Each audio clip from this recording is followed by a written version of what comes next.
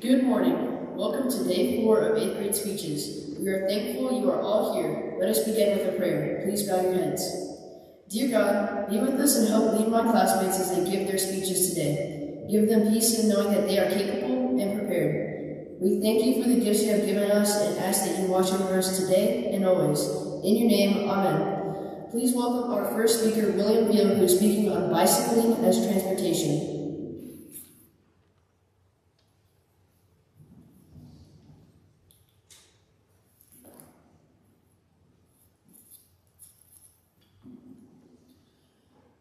As the population of cities climb, we face many new challenges and see old ones resurface. One of these issues, transportation, is often overlooked but extremely important.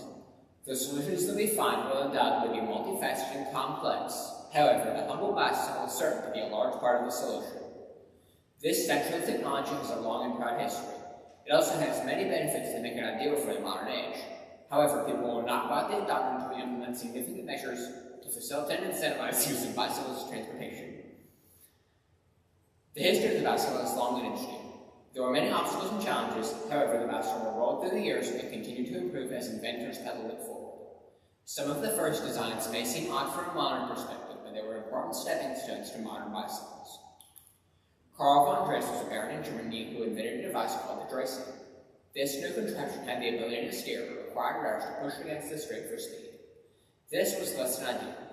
Eventually, a crank with pedals was introduced. This improvement paved the way for the penny farthing, perhaps the most famous historical bicycle. These machines can be distinguished by their large front wheels. They allowed the popularity of the bicycle to soar to new heights. Despite its popularity, the penny farthing would not be the last innovation in bicycle technology. John Campestarlo would bring the next major change in 1885 with his safety bicycle. This had many features that are standard on modern bikes, such as 2 tires of the same size and a chain drive. These improvements remedied many of the problems faced by the penny farthing. Other improvements would soon follow to create the bicycles that we know and love today. People ride bicycles for a variety of reasons, including to get to work, to improve their health, as well as simply for fun. There are a variety of benefits to using bicycles as transportation. These include greater versatility to the cars and fewer traffic concerns. They also increase the amount of exercise that people get by giving them a method of transportation that involves physical activity. This is important because many people live sedentary lifestyles. This leads to poor physical health, but can also affect mental health. The chemicals that physical activity produces can make people feel happier and more productive, as well as decrease anxiety. Bike usage also has economic benefits for communities and individuals alike. Riding a bicycle is much less expensive than in the car. When all costs are tallied up, riding a bike costs about 1% as much as driving. Siblings also carry over to communities through the lower cost of bike pass. Bikes can also help alleviate congestion, a very expensive problem for many areas. This is especially beneficial when integrated with existing public transportation systems, as bicycles can allow people to get to and from stations, and in some circumstances can entirely negate the need to own a car. In addition, there are social benefits to the use of bicycles. Bicycles result in safer streets with fewer cars and allow people to connect and socialize in public places. They also empower those who are able to drive, such as those who are too young and those who are not having enough money. This gives them new opportunities for employment and travel. Bikes also reduce dependence on fossil fuels and help curb pollution. This can help combat climate change, which will be essential as we move to a greener future. All of these benefits make bicycles an ideal mode of transportation that we should strive to promote. Despite the many benefits, few people will use bicycles unless measures are taken to incentivize them to ride and give them the means to do so. This can be done in many ways, but an important step that cities can take is providing suitable infrastructure. This is a problem that has resulted in few people bicycling in the United States. Countries like the Netherlands have high-quality infrastructure and high rates of bicycle ridership. In fact, according to the country's Ministry of Infrastructure and Water Management, 27% of all journeys are made by bicycle, and in some cities, this figure is much higher. Through numbers like these, the Netherlands has demonstrated its commitment to bicycle ridership and has shown that it can be a success for other nations trying to get more people riding. There are many actions that the Netherlands take to achieve this. These include cycle superhighways, 25 of which have been built or are in the process of being built. They also take investment in bicycle infrastructure seriously, and in some cases prioritize bikes instead of cars. Practices that they've adopted include the separation of bicycle and car traffic.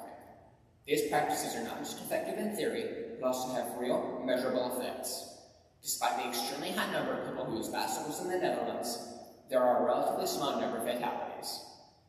All of these practices distinguish the Netherlands as a shining example that all of our countries looking to promote bicycle use should emulate. The future of transportation is still undecided. However, if we want to build safe, clean, prosperous cities, we need to incorporate the bicycle into all of our future plans. The long track record and many benefits in this technology make it a clear choice for all cities. Despite these factors, people will adopt it if they are not given opportunities to ride. This can be done in several ways, such as with infrastructure changes. We have example nations such as the Netherlands that we can look to as we attempt to make these changes and continue to ride towards our brighter future. Please welcome Kite Wilson, who is speaking on UGA traditions.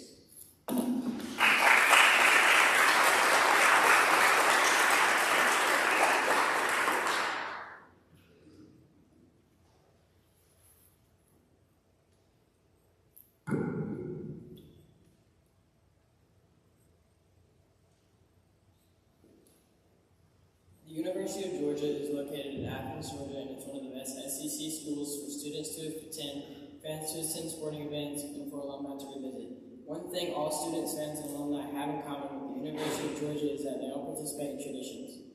It's pretty safe to say that everyone loves participating in traditions, and at the University of Georgia, all students, fans, and alumni can grow participating in these and have for years and years to come. Students come first in these traditions because they occur in students at the school and as part of attending school. They participate in events such as homecoming, prom, sports, clubs, and the Red Coat Band. To start, homecoming is a week in the school year where students participate in activities and a dance. Homecoming provides the time for you, Bulldog Nation, to come together in Athens, share our love for UGA, participate in activities hosted by the University Union throughout the week, including a concert, carnival, game night, and so much more. The Red Coat Band is a band made up of students who mostly perform at halftime for football games. They have been around for years, and Georgia students, fans, and alumni love them. The 375-member marching band, first directed in 1905 by R.A. High, the band has only had 7 directors. It is considered by many to be the heart of the Bulldog spirit. Before every home game, fans like to line up and welcome our players and coaches as they make their way to the stadium to get warmed up and get ready for the game. This is known as the dog walk. Children love to high-five the players and coaches as they make their way to Dooley Field, and 15 minutes before every home game, thousands of people line up at the main entrance to Sanford Stadium to welcome players and coaches as they make their way to warm-ups on Dooley Field. At every home game, at the beginning of the fourth quarter on night games, fans love to use their phone flashlights to do the fourth quarter fours and wave them around. This is called Lighting Up Sanford. Light Up Sanford was the idea of Redcoats Grazian Seppi and Kenneth Hubbard, and it started with the hashtag #LightUpSanford that quickly spread throughout social media. It quickly took hold within Bulldog Nation. Before every start of home games, the lone trumpeter plays the hymn of Bulldog Nation and plays a video on the Jumbotron of all the Bulldog greats. Just before every home game, UGA fans all point to the single trumpeter standing in the upper deck southwest corner of Sanford Stadium as he or she bells the first 14 notes of Battle Hymn of the Republic. Shortly after the song continues, the voice of Larry Munson narrates a highlight video featuring UGA football greats such as Herschel Walker and Lindsey Scott. The bell tower was constructed in 1913, and fans go ring the bell after the football team wins. A bell tower, originally crowned on the roof of the chapel built in 1913, it was removed due to structural issues. The bell, which rang in emergencies, religious services for the beginning and ending classes, was then housed on the wooden tower behind the chapel where it still stands today. Calling the dogs is a UGA tradition all fans know of. It is a chant that has been around for years. Calling the dogs is one of the ultimate traditions that unifies Bulldogs all over. This chant is yelled at football games and occasionally at concerts downtown Athens. Here's how you do it. Yell go and holding the O, then yell dogs and chant stick 'em, wolf, wolf, wolf, and throw up your arm in a fist as you wave around and call the dogs. The Arch is located in downtown Athens, and students, alumni, and fans love to go visit and take pictures just as a way to remember visiting Athens. One of the most popular photo spots on campus, the Arch is the symbol of the University of Georgia. The Arch was installed in the 1800s, and it still stands as the gateway between the North Campus and downtown Athens. Many Bulldog fans like to wear silver breeches as a tribute to past coach Wally Butts. The reason for this is that the football fans used in uniforms and sometimes still are silver, so fans like to wear silver pants, calling them silver breeches. Silver breeches were an innovation of Coach Butts in 1939. This handsome pants complemented by a bright red jersey made for a striking uniform. Through the years, fans referred to the Bulldogs silver breeches in their chants and on banners. But the phrase really caught on in the early 50s with cheer, banners, and colorful vests that proclaimed "Go to Silver Britches." Coach Vince Dooley reinstituted the uniform when he came in head coach in 1964. He used white pants. However, he reinstituted the Silver Britches in 1980, just prior to what turned out to be their national championship season. Surrounding Sanford Stadium, there are Chinese privet bushes. So with this, fans like to refer as the Dogs when they are playing on Sanford to refer as them playing between the hedges. So, as a reference to Sanford Stadium that dates back to the 1930s, famous Chinese privet hedges that surrounded Sanford's playing field were only 1 foot high when the stadium was dedicated in 1929. And were protected by a wooden fence. It was natural for a clever sports writer to observe that the Dogs will have their opponent between the hedges. Finding the Dogs is a fun activity people can do while visiting Athens. There are 36 Bulldog statues located around Athens and on campus. Some have a different themes based off where they are. More than 36 Bulldog statues appear all over the Athens area, each with different personality and unique appearance. The We Let the Dogs project resulted in the Bulldog statues being placed all over Athens. Walking around Athens on game day, after game day, and even sometimes before game day, people say, "How about them Dogs?" as a reference to say that they did well or that they won. This is a slogan of recent vintage, but one that has become a battle cry of Bulldog fans, probably because of its obvious grammatical slur. It first surfaced during the mid to late 70s, especially during the 1978 season when the Bulldogs posted several remarkable come-from-behind victories. The University of Georgia has several traditions for all fans, students, and alumni to participate in. Because of these traditions, it gives them a chance to come together as a school and enjoy their time at school, whether it's sporting events for all, homecoming for just students. It is always a lot of fun and great for everyone to participate in. Thank you. Please welcome Mac Dickinson, who is speaking on the Yellowstone supervolcano.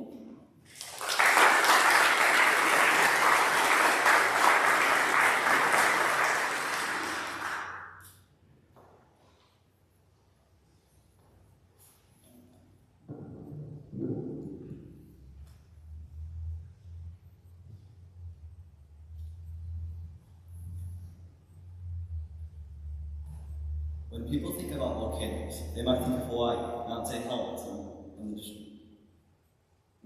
in Washington State, or even Mount Vesuvius and the destruction of Pompeii. But there is a much bigger volcano lurking where you least expect it. Would you ever guess that this giant beast is hiding just under the surface of the Yellowstone National Park? One of the eruptions of the Yellowstone volcano was 100 times bigger than Pompeii. That was the first of 3 eruptions that have decimated ecosystems. These eruptions each created a cloud of ash so big that it blocked out the sun for weeks. Now you might be wondering whether or not it could erupt soon, so let me put your minds at ease. It is extremely unlikely, but not impossible. The last eruption happened hundreds of thousands of years ago.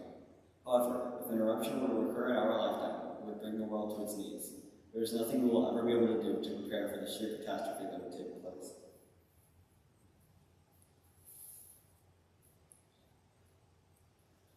Tectonic plates are the pieces of Earth's crust that interact with each other to form mountains, valleys, and other volcanic features. The North American tectonic plate has been constantly shifting for millions of years, moving southwest from the Rockies and the Grand Tetons. This has affected the Yellowstone area in a different, less noticeable way. However, the entire world will notice if it erupts. The Yellowstone supervolcano isn't a volcano at all. It is an underground system of 3 calderas, or craters,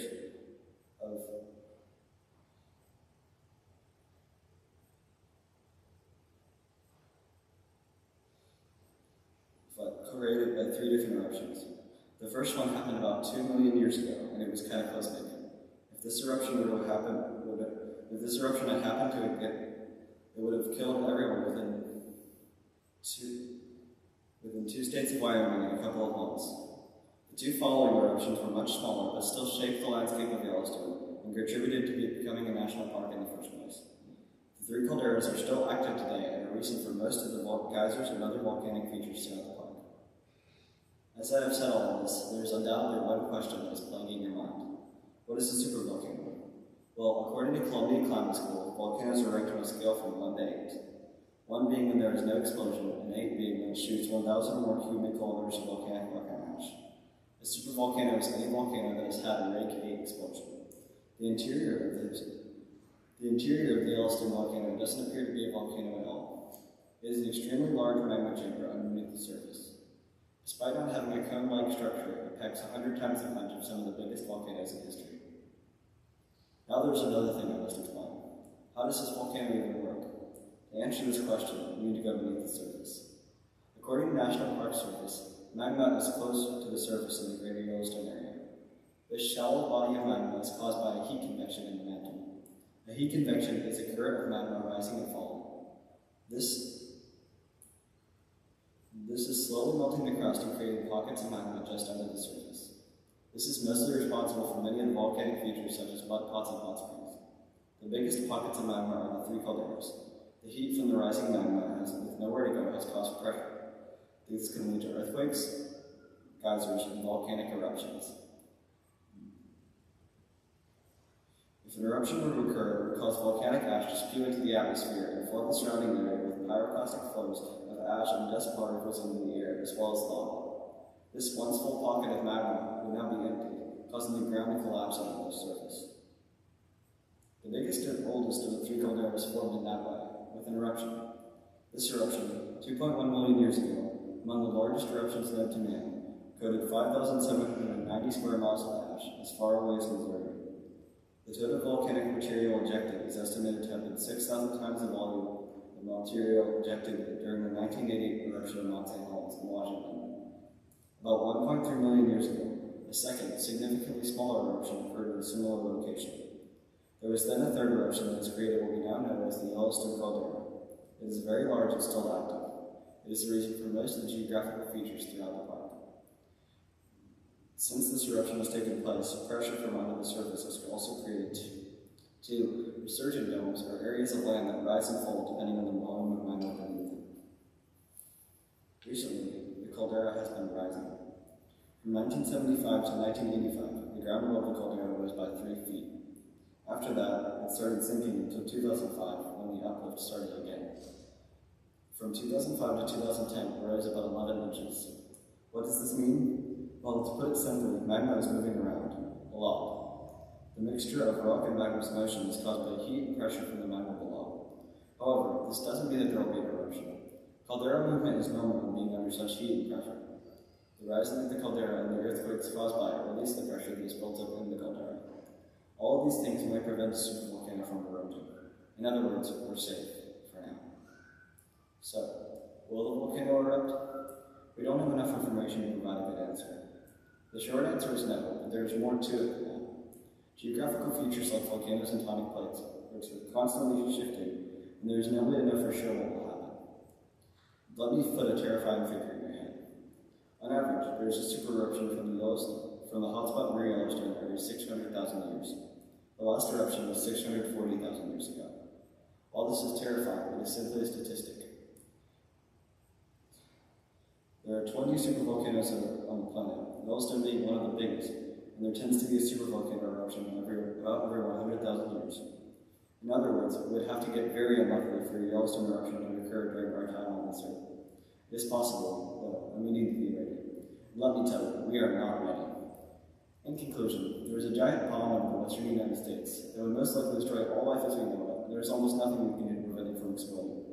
But wait, there may still be some hope.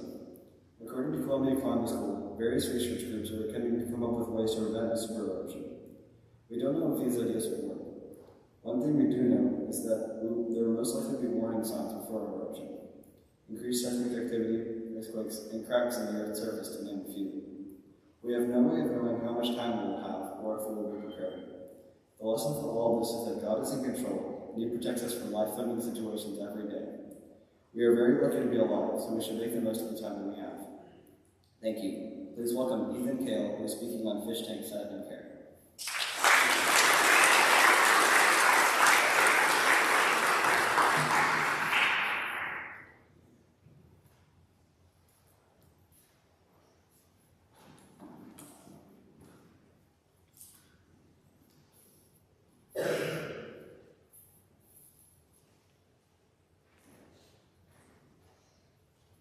Many people have owned a fish tank at least once in their lives. Many of these fish have unfortunately passed away after not very long. So many people wonder why their fish passed away. In this speech, I will tell you how to set up and maintain a freshwater fish tank, or actually get a freshwater fish tank over a saltwater one, what a good fish tank looks like. The first thing that's required to do to set up a fish tank is divide the tank. First, you need to determine the size of your tank. The size of your tank is going to depend on how much room you have in your house and the type of fish you want. Next, you're going to want to buy a heater. Without a heater, your fish is much more prone to disease. You want the heater to be set to 70 to 82 degrees Fahrenheit, depending on the fish. You also want a filtration system to filter out any particles that may happen to be in your tank. A popular system is a mechanical system. It uses a spongy material to filter out any debris. It's so popular because it's effective and easy to maintain. You want to also make sure to have a lighting system so you can see the fish. LED lights are a great choice because they are bright and long-lasting. Another crucial step is to use body starters to make sure that the water is safe for your fish. Finally, add decorations, and also make sure to buy gravel to put at the bottom of your tank. I would recommend natural-looking gravel because, in my opinion, it just looks better. Also, make sure that the gravel is not too sharp so that the fish cannot cut its face. Now, when you go to set up your fish tank, you're going to need to choose a spot. Make sure to be near an electrical outlet so you can plug in anything from the tank. You'll want to avoid direct sunlight, for this may cause excessive algae growth. Avoid fireplaces, vents, or any other things that could change the temperature of your fish tank. Install the heater, filtration system, and lights. Put the gravel into the tank, put the decorations, and finally add water. When adding water, you can most of the time just use tap water, but you're going to need to condition that water. Tap water does not have a balanced pH of 7.0 and contains harmful minerals to the fish. You can fix this by using biological supplements. Biological supplements are usually beneficial bacteria. They get rid of bad bacteria in your tank. This is what you need to know about choosing a fish. Keep in mind that some fish are nocturnal. If the fish is nocturnal, you will not be able to see it during the daytime. You also want to keep in mind the size of the fish. You don't want your fish to be too big for the tank, or have the fish too big to actually be able to maintain it in your house. To know if a fish you're interested in is healthy, you need to look at how colorful the fish is, and also how active it is. Make sure that your fish is also not aggressive towards other fish. For example, male betta fish are aggressive towards other male betta fish. I have a male betta fish, and I only have one because of this reason. They are very territorial. This is why they're also called Siamese fighting fish. Now that you have a fish in your tank, you should know how to feed them. Do not overfeed your fish. Fish are small creatures, so they don't need to be overfed. So they don't need to be fed very much. How much you feed them is entirely up to how big they are, the kind of fish they are, and just personal judgment. The nitrogen cycle refers to the process that takes place in your tank to convert fish waste from toxic to non-toxic. Fish excrete ammonia through their gills and urinate and defecate in the water. The urine and waste produce ammonia as it decays. Bacteria convert ammonia to nitrite, and nitrite is converted into nitrate. This is what's known as the nitrogen cycle. There are three important parts of the nitrogen cycle. The first is ammonia. This is harmful to the fish. It will be taken care of through beneficial bacteria. Next is nitrite. Nitrite is also bad for the fish. It will also be taken care of by beneficial bacteria. The final is nitrite. Nitrate is not harmful to the fish unless it is in large amounts. That's why you must clean your tank. When cleaning your aquarium, you should only do a 10% to 20% water change. Cleaning out too much water will get rid of too many beneficial bacteria in your tank and will let the bad bacteria grow even more. When you put the water back in, you want to make sure that the water is treated. After learning all this information, you may wonder why you should even buy a fish in the first place. Getting a fish tank is a great learning experience on how to take care of a living creature, especially for children. But now another question may be on your mind. Why should I buy a freshwater tank instead of a saltwater? Let's go over the differences. Saltwater aquariums contain salt, and freshwater aquariums have no salt. For example, freshwater aquariums have a salt content of less than 1 parts per thousand, while a saltwater aquarium has a content of around 34 to 36 parts per thousand. Saltwater aquariums are much more difficult to maintain. The ocean is massive, so things like pH are usually going to be stable. This means that there is much less room for error. freshwater fish have evolved to survive in harder conditions. There is much more room for error when maintaining a freshwater fish tank. Saltwater fish are much bigger than freshwater fish. If you have a bigger fish, then that means that you need a bigger tanks cost more. You will also need more equipment, which is going to cost more, and the fish are usually more expensive. On the other hand, freshwater aquariums are more cost efficient and are easier to maintain. I'll now show some examples of fish tanks and explain what they did well, what they could have done better. This fish tank is excellent. It's not too small for the fish, and has lots of places for the fish to hide. I have a few problems with this next fish tank. First, the tank has almost no places to hide, and it just doesn't look very good. And I really hope that they didn't just take that leaf from their backyard. Finally, here's my fish tank and my fish named Lazarus. This is my old setup for the tank because there was one major problem that I didn't realize at the time. That coconut shell is an actual coconut shell. I did know this when I bought it, but what I didn't know is that the algae started feeding off of the coconut shell and made the tank look dirty. When this happened, I removed the decorations and put in a new tank that looks like this. This decoration is quite large and fills most of the tank, but in my opinion, it looks better than a dirty tank. Now you know how to set up and maintain a freshwater fish tank, or how to get a freshwater fish tank instead of a saltwater one, what a good fish tank looks like. I've had a fish for a few months now. It's been very fun taking care of my fish. I hope that you know a little bit more about fish tanks and are maybe even inspired to get a fish of your own. Thank you. Please welcome Weatherly Ridley, who is speaking on Monica Abbott.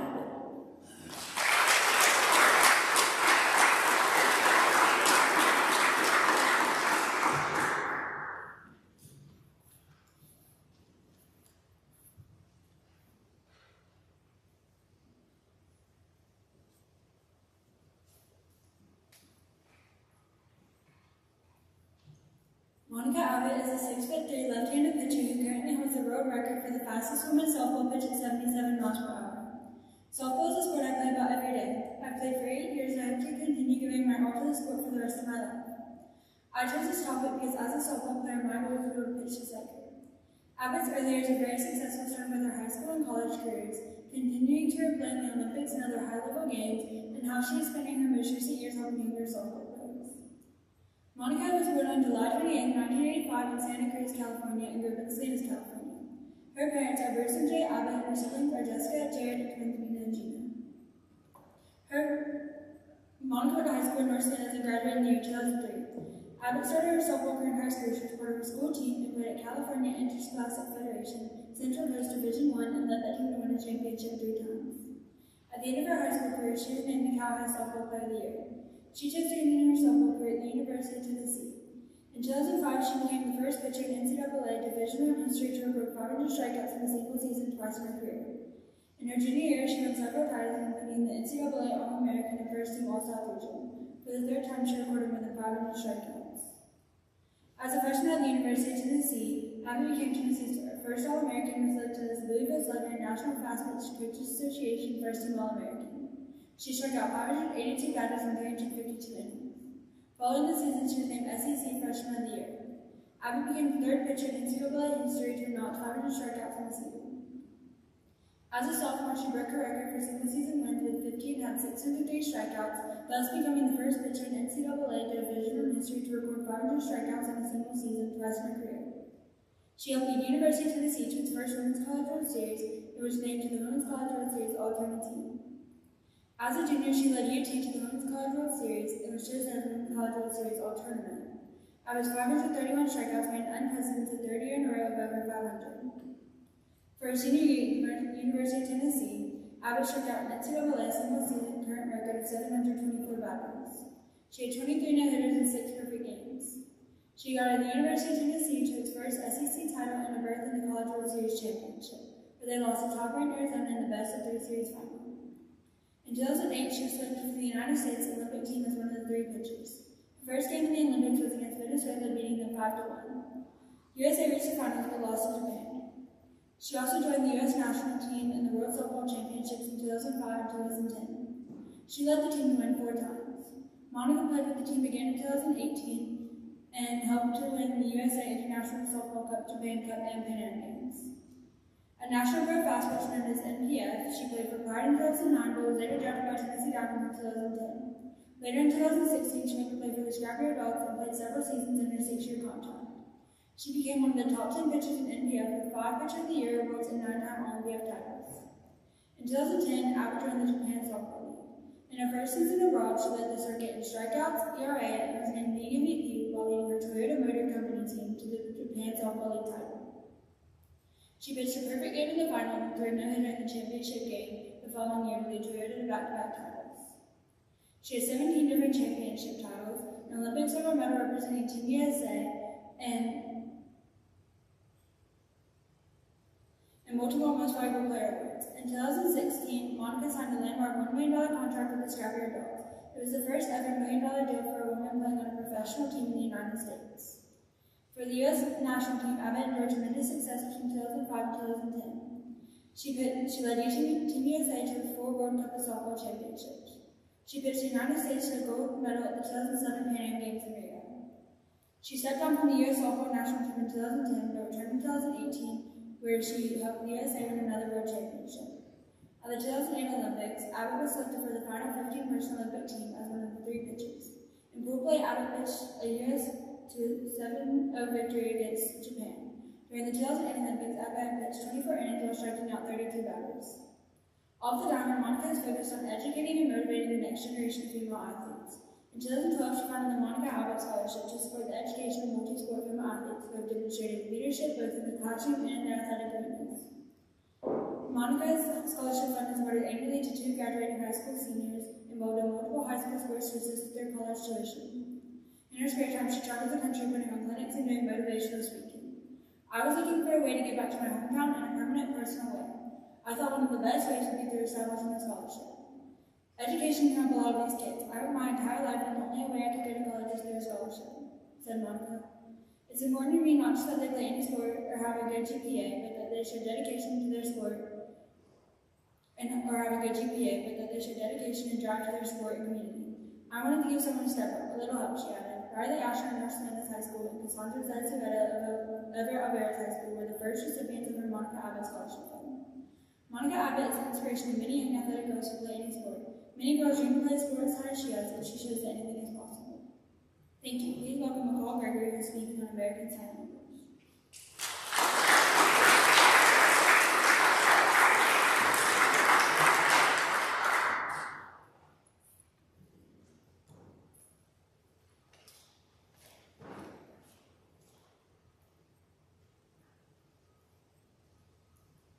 If you could understand what I've just spelled out, you are probably familiar with American Sign Language.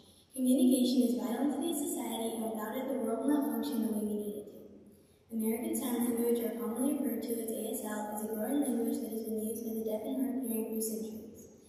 Today, more and more people are speaking ASL as a second language because the use of it is becoming more than just for the auditory impaired.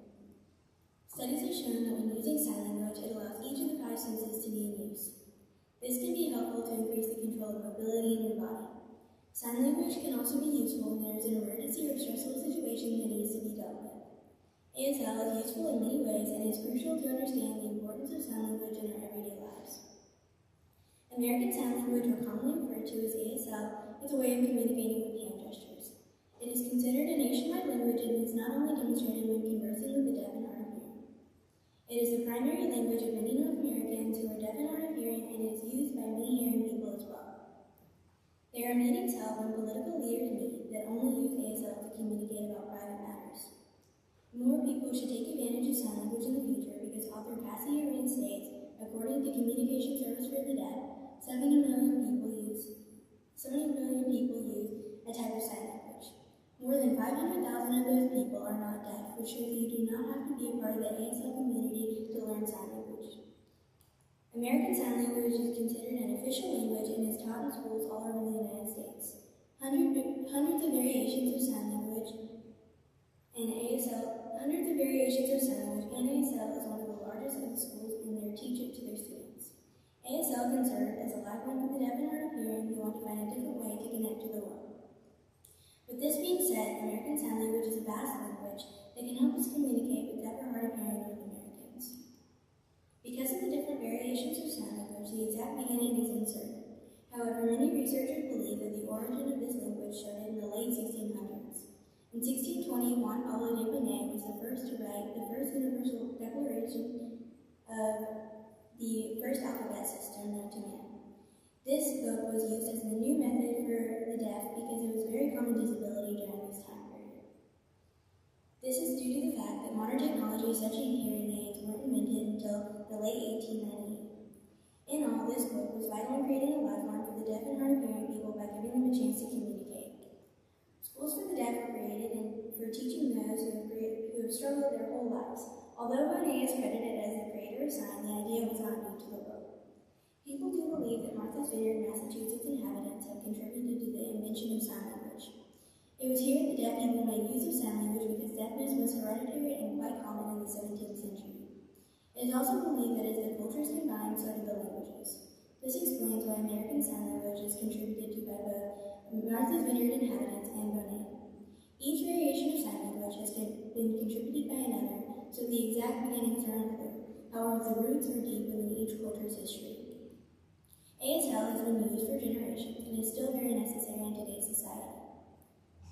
Understanding how to communicate in sign language can be beneficial in the future because more and more people use it every day. Learning to speak sign language at an early age can be helpful in the case of emergencies or stressful situations. The benefits of learning sign language at an early age are numerous. ASL is one of the most widely used languages in the United States and the fourth most studied second language in American universities. Many parents have proven this fact when teaching their children ASL along with the English language. As previously stated, American Sign Language and International Sign Language are becoming more common in our daily lives. According to recent studies, there are approximately 250,000 to 500,000 users in the United States alone, most of whom use ASL as their primary language. This evidence shows how common ASL has become and how expansive it is in North America. With this fact in mind, we should all consider learning the basic sign language so that we can be prepared to communicate in the future. American Sign Language has been around for generations, and its importance has not decreased. It is used to communicate with hand motions, and it is a way for the deaf and hard of hearing to have a conversation. For many, ASL is their only way of communication. However, more and more people use it as a second language. Thanks to Juan Pablo de Bonet for writing the first universal language on paper, we have been able to grow from that and create multiple sign languages. While sign language has been used primarily for the deaf, its benefits have grown to be more than just for the auditory impaired. Since ASL is on the rise, we should all learn the basic terms to benefit us in the future. With all this being said, American Sign Language plays an important role in our world and its history, along with its benefits, has an incredible meaning to us all. Thank you. Please welcome Alexander Bonilla, who is speaking on Operation Thunderbolt.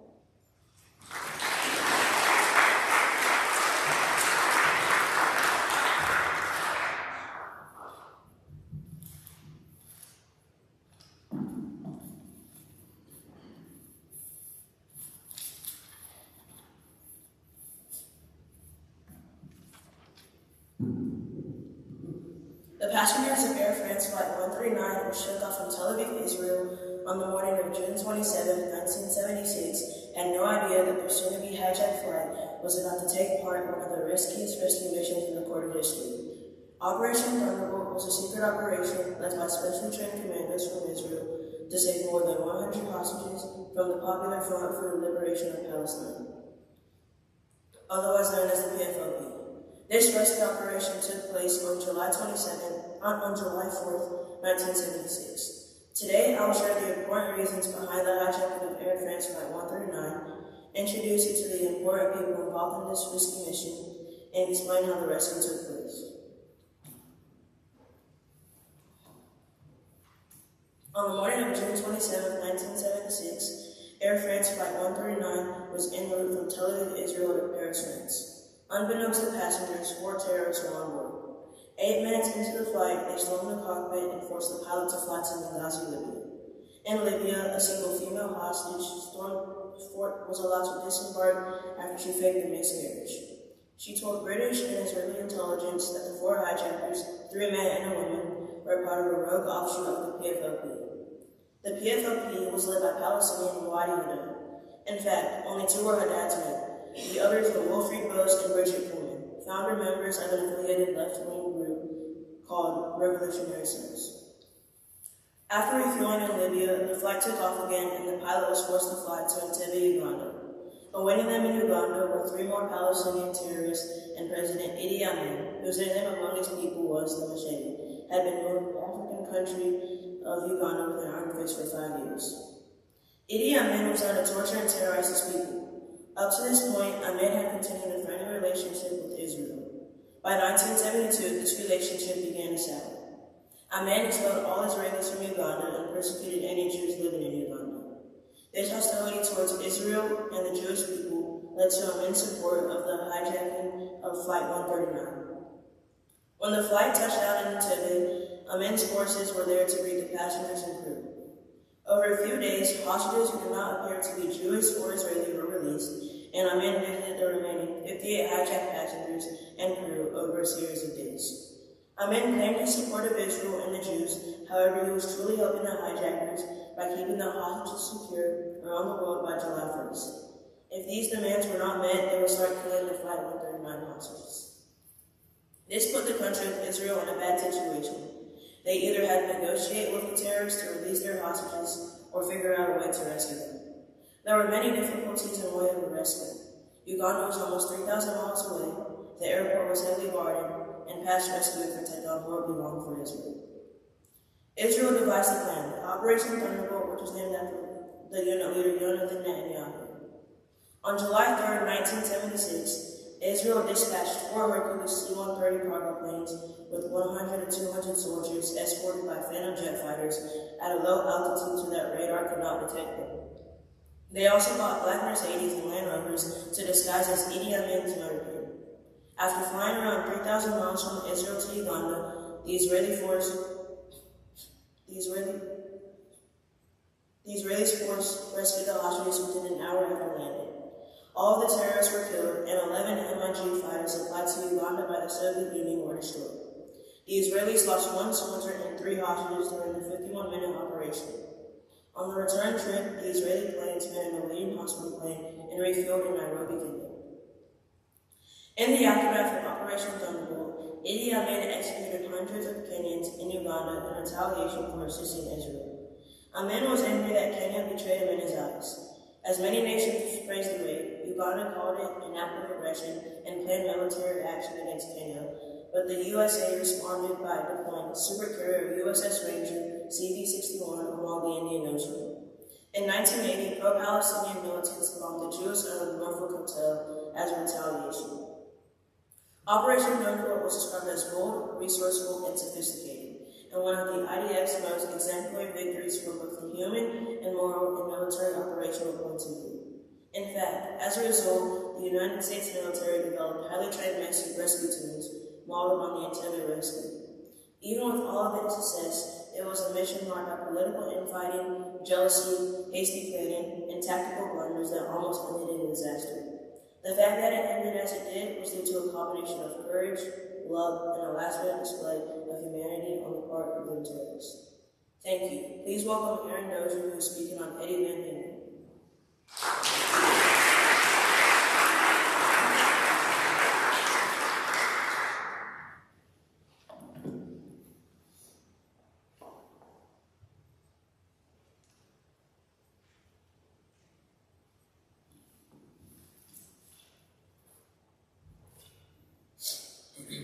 Have you ever heard of Eddie Van Halen? I hope that you have, because I think that he was a pretty cool guy.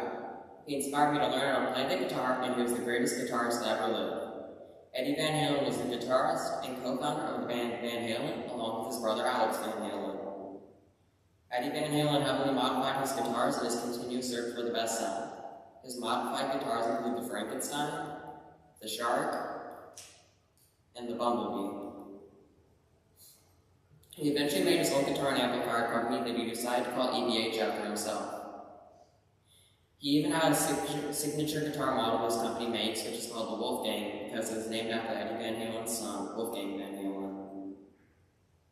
Even though Van Halen has gone through several lead singers and a lot of fights, Eddie Van Halen loved the band until the day he died. In this speech, I'm going to explore the childhood of Eddie Van Halen, the club era of the band Van Halen, as well as Van Halen after they released their first album. Eddie Van Halen was born in the Netherlands in 1955. Eddie Van Halen had a rather rough childhood. He was apparently smoking and drinking by age 12. He was bullied because of his Dutch and Indonesian heritage and because his family had very little money. So little money that apparently the Van Halen family only had $50 when they moved to America from the Netherlands. From an early age, Van Halen and his brother were taught how to play the piano. The reason for this was because Eddie's father expected Eddie to become a professional pianist, as this was the occupation of his father. Eventually, Eddie and his brother got fed with playing the piano and decided to play different instruments. At first, Eddie's brother Alex settled on playing the guitar, and Eddie decided to play the drums. One day, Alex decided to try Eddie's drums, and he was really good at playing them, so the brothers decided to switch their instruments. Now that Van Halen was playing the guitar, he would practice constantly. According to Van Halen, he would practice his guitar playing while his brother was out drinking and partying, and he would only quit practicing his guitar playing when his brother got home around 3 o'clock in the morning. By age 14, Van Halen was able to play some of the guitar solos from a few songs that Eric Clapton had written. In the year 1972, Eddie and his brother Alex decided to start a band. They decided that they would name the band Genesis. After a little while, Eddie realized that Genesis was the name of a band that already existed. After he realized his mistake, Eddie and Alex decided to rename the band to Mammoth, because Eddie had not been taken by another band yet. Eventually, though, the band would be renamed to Van Halen because of an idea that belonged to the lead singer. The idea to rename the band Van Halen is credited to David Lee Roth, the lead singer of Van Halen for a period of a few years.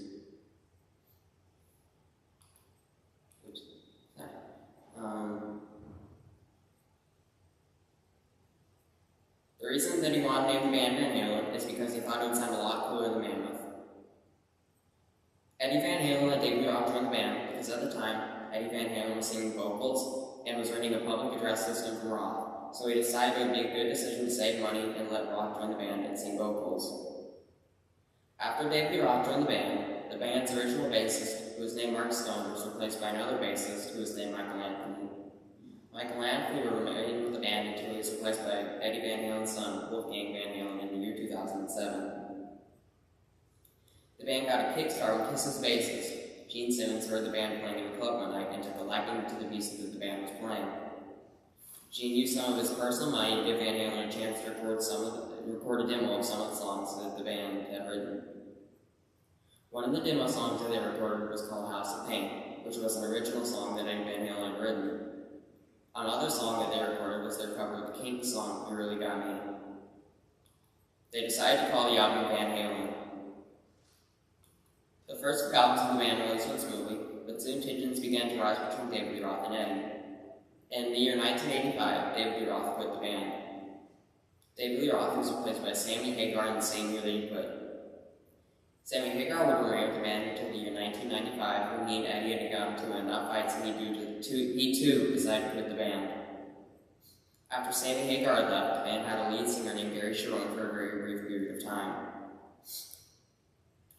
During the song Jump on Van Halen's album 1984, people got their first good taste of Eddie Van Halen's keyboard playing. It seems that his formal piano training as a child did come to some use. Even though some of the other members of the band, especially David Lee Roth, did not like that Eddie was playing the keyboard, he continued to do so, which would be one of the reasons that David Lee Roth left the band. It is apparent that David Lee Roth was really bothered by Eddie Van Halen's keyboard playing and seemed to think that Eddie should just stick with his main instrument, which was the guitar. Eddie Van Halen had been drinking his entire life, but he started seeing a therapist to control his anger that his addiction had caused him. In the end, though, he quit drinking for his son, Wolfgang Van Halen, because he wished to be a good father. Sadly, though, because Eddie had been smoking for such a long time, he developed throat cancer. At the age of 65 in the year 2020, Eddie Van Halen sadly died from a stroke. His musical legacy lives on through his son Wolfgang, who is a guitarist and bassist. Eddie Van Halen created a new definition of rock and roll that will continue for generations to come. Overall, I think that Eddie Van Halen is a really cool person who has inspired me to enjoy making music and just have a good time while I'm jamming. Thank you.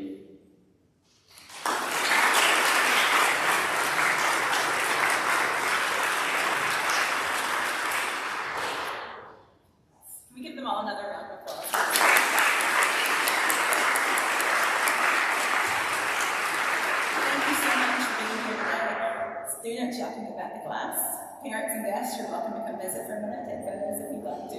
Thank you again.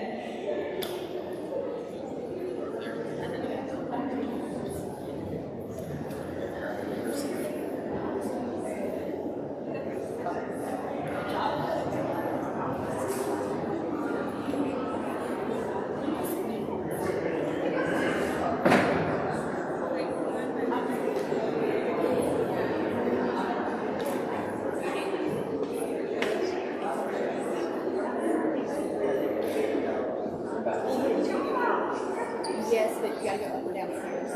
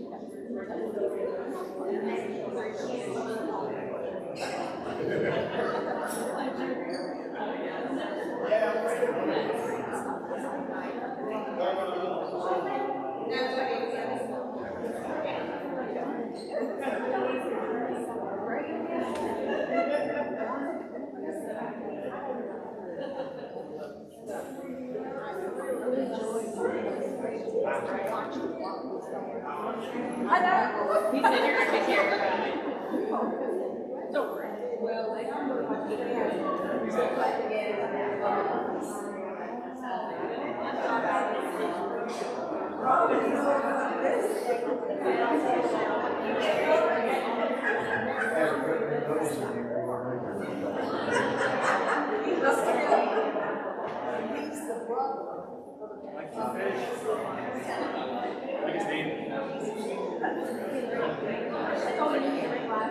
Yeah.